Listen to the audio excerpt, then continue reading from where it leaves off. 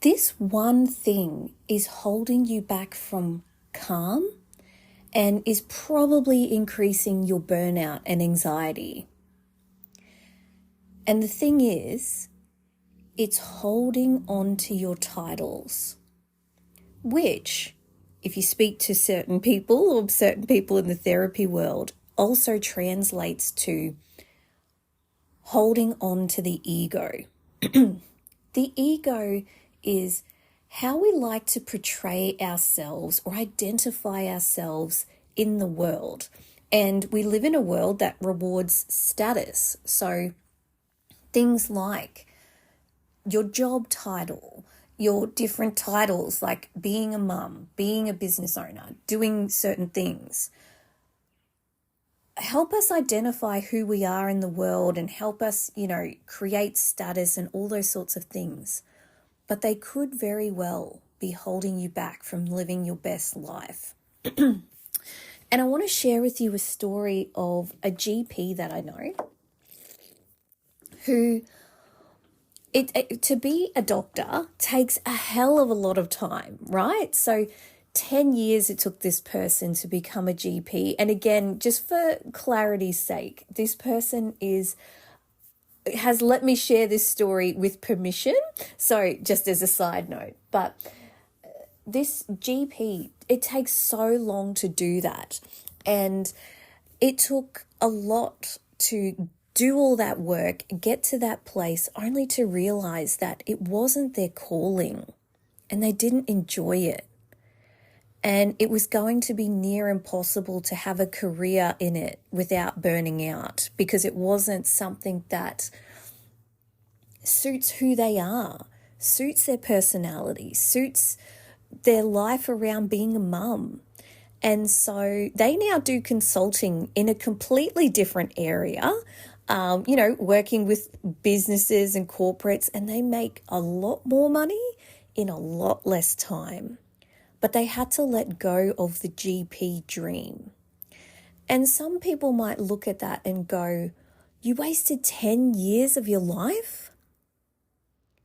And more than that, because it's 10 years of studying and internships and all of that, but also getting into the field. So actually a lot longer than 10 years, but it's that feeling of, did you waste all of that? But no, because that person, let's say they skipped that and they quit their GP stuff early on in the piece, didn't get their degree or finish it, there would always be a lingering feeling of, oh, would I have liked it? I could be earning more. What if? And the what ifs can drive us crazy. So I just want to validate that sometimes you need to see the dream the whole way through to realize it's not it and allows you to live the next start of your life, which starts from knowing, I know what I don't want. Now I get to choose what I do want. Yeah. It's okay to let that happen. And I'm not just talking about career. Career is a big one because it's a big outward-facing identifier of who we are. So it can be really hard to let go of that title.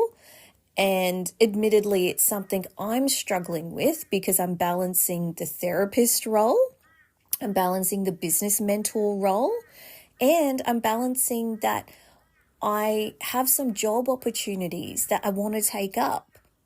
And so how do I consolidate that as I'm a business mentor who might be ending up working for someone else? But I know what my end goals are. I know what makes me happy. I know what makes the bank happy as well.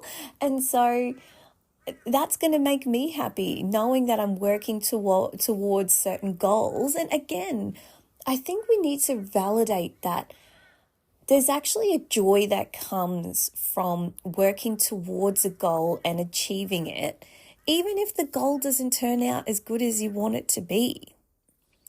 So again, I'm not just talking about career, but I'm talking about things like marriage. So again, many of you know, I went through a separation about 6-7 months ago, and it's hard to let go of wife. And then it's hard to accept title of single mum, because that's not a title that most of us want. But I could rejig that. Do I want to be known as a single mum, or do I want to be known as a strong woman who chose to put herself first? It's all in the reframe.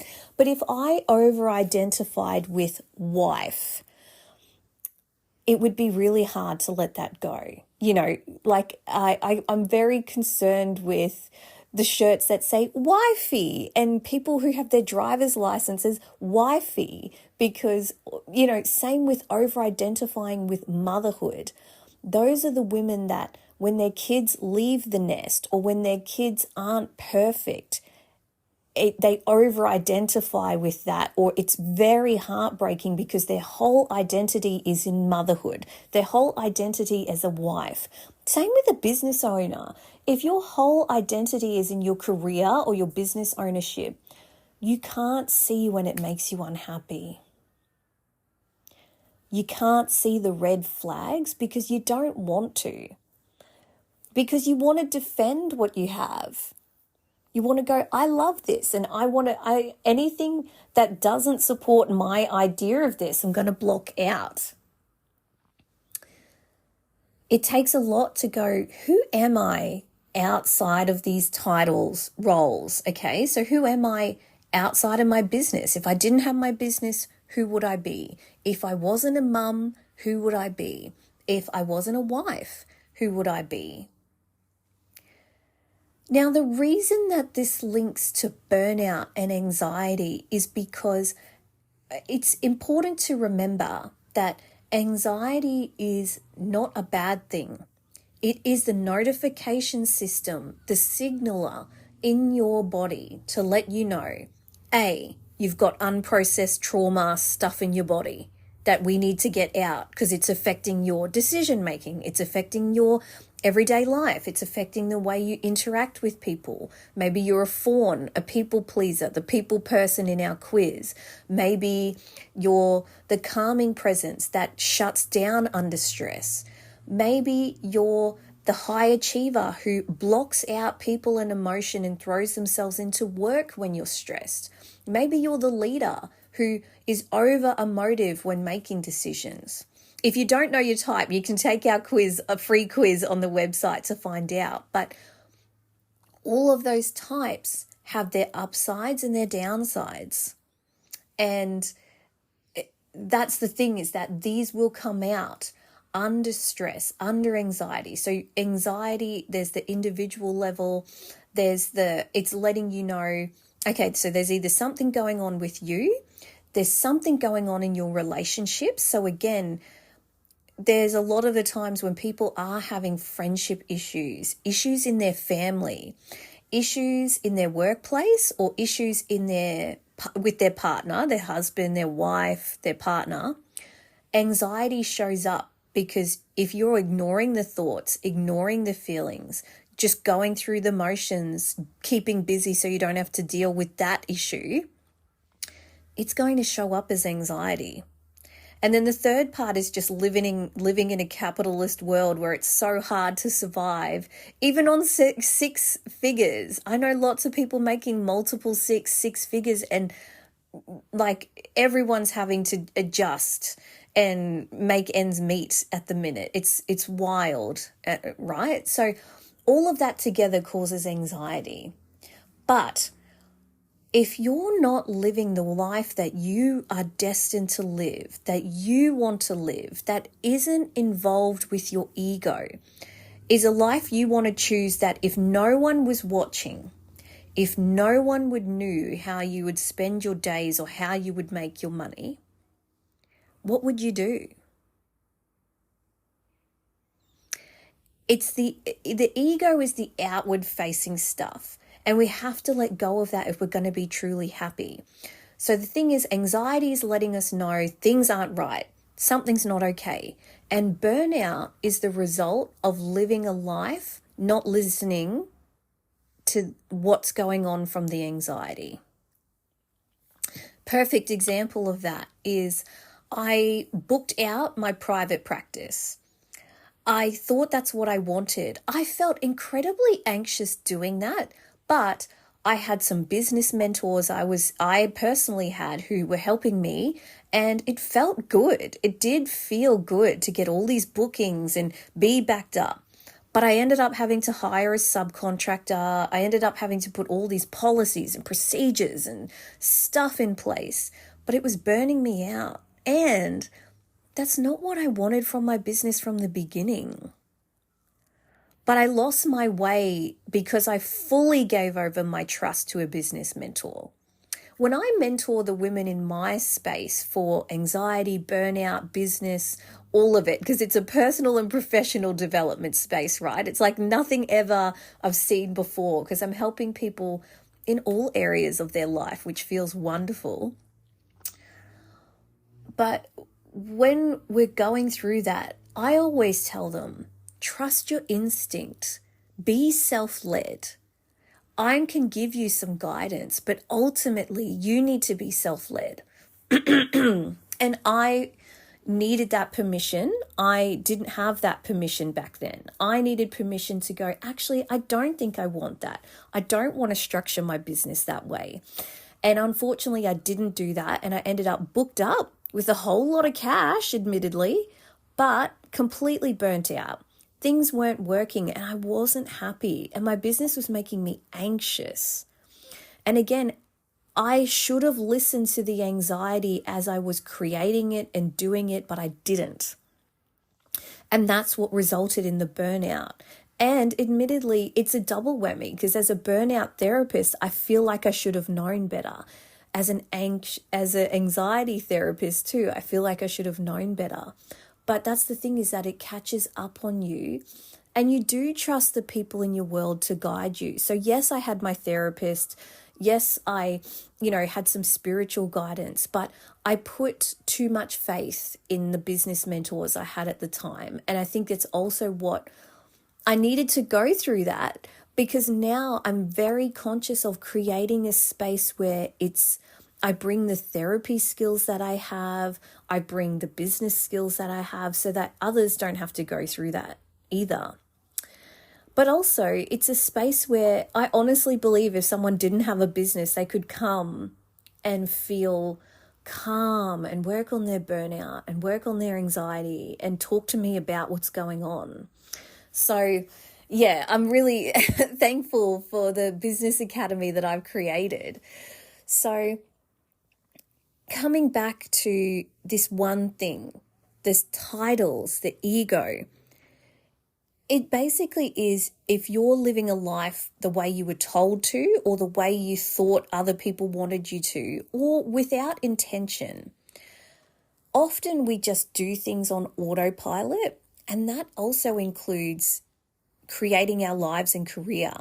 So again, the typical go to school, get into uni, study a degree, get a job in that degree, buy the house, get married, have the kids. I did all of that and I was completely unhappy.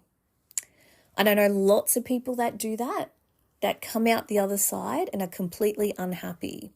That's what the midlife crisis is.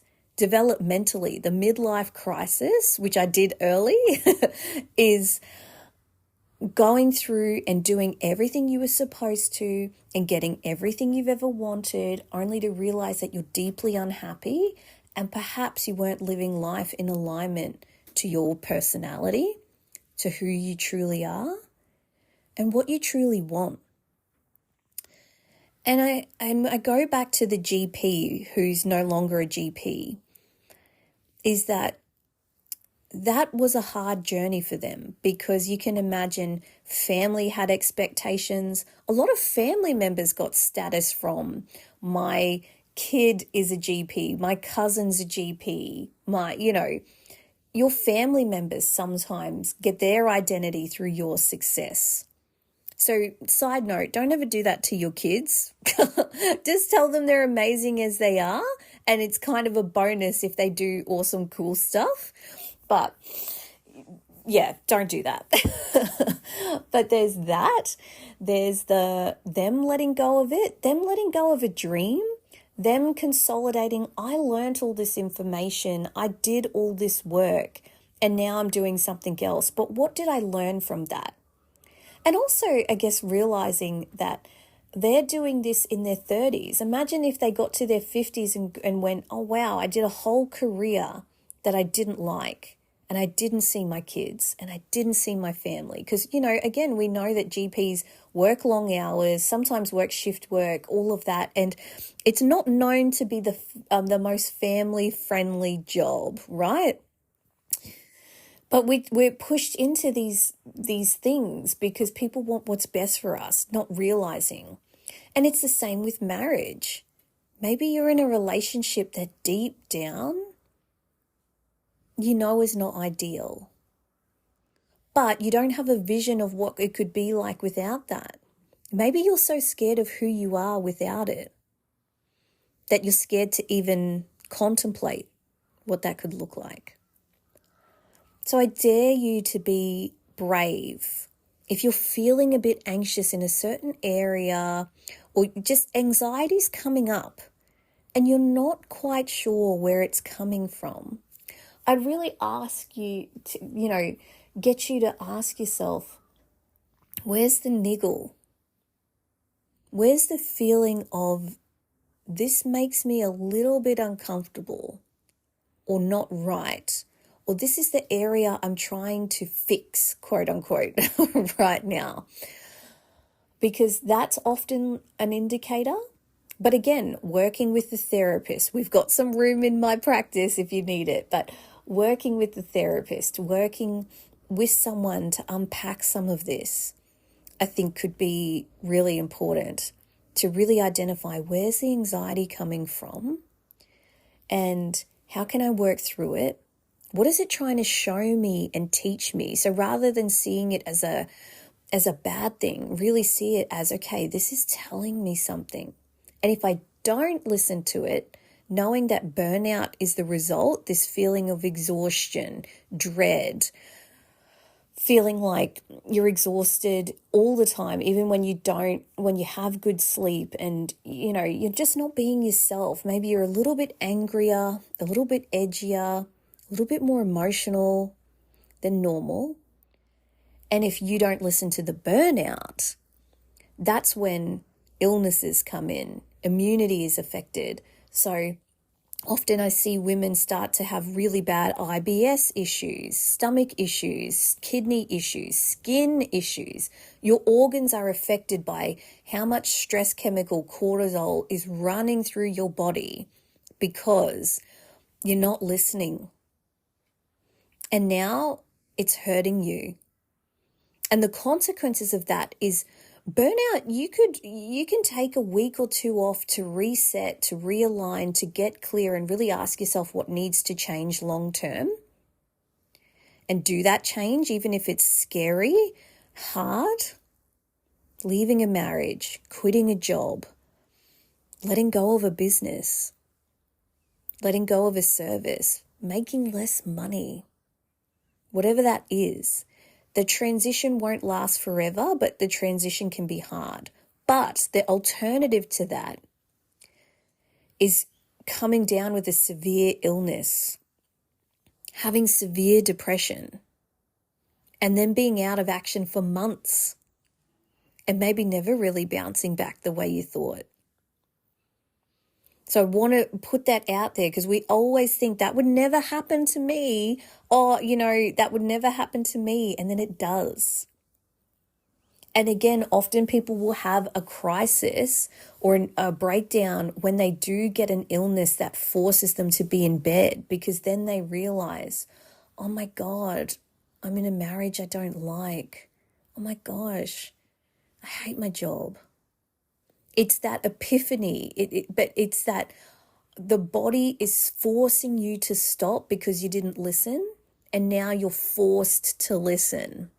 It's not fun. I would definitely say if you're in the early stages where you're feeling anxious or even a bit burnt out, do something now, because I'm telling you that last scenario that I explained is incredibly difficult to navigate. And people navigate it and they do get through it, but it's so much harder and it takes so much more strength So use the strength early on while you've got it. All right, beautiful soul. I hope that that was helpful for you. Well, I know that that was helpful for you. And share this episode with someone that you think might need to hear this, or maybe they're feeling a bit out of sorts or they're scared of change. Change is fantastic because it means that you're aligning your life to who you truly are, what you're truly meant to do, which inevitably leads to your true purpose and your true joy. I think that's a pretty big gift that you could give to yourself and to the world as well. So do that for yourself. Again, if you want to take that quiz I mentioned to find out those personality styles I mentioned, you can take it in the links below. And if this, again, share this with anyone you want and connect with me. If there was something in this that you really felt helpful, please message me. Instagram's my main hangout. I love hearing from you and the epiphanies that you all have and the aha moments. It really is so validating for me too, because when I record these, I see the numbers, don't get me wrong, but it's like I'm talking to the void sometimes. So when I get that feedback, it's so lovely to hear from you. All right, you have a wonderful day, a wonderful week, a wonderful month, and I will see you in the next episode of the 4Q podcast. Bye for now.